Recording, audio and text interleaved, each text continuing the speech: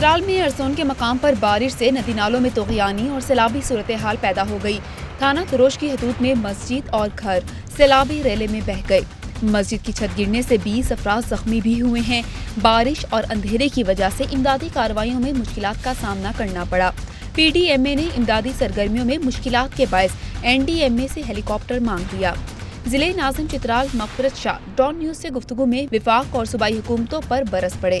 कहते हैं गुज़श्ता साल भी सैलाब से यही कुछ हुआ था, लेकिन दोनों हुकूमतें साल गुजरने के बावजूद चित्राल में एक पुल तक नहीं बना सकी। NDMA इस्लामाबाद से नहीं मिलता है और PDMA पेशावर से नहीं मिलता है, तो एक साल के अंदर जो है अगर आप एक पैसा नहीं रख सकते, 16 अरब रुपए की एसोसिएशन आपने करके ले गए हैं, तो एक ब्रिज आप नहीं बना सके, एक पावर हाउस आप नहीं बना सके। आप अंदाजा करें तो चित्राल जो है अंधेरे में डूबा हुआ है, तो आप इससे अंदाजा लगा सकते हैं कि हमारे फेडरल गवर्नमेंट या प्रोविंशियल गवर्नमेंट की जो है क्या सूरत हाल है।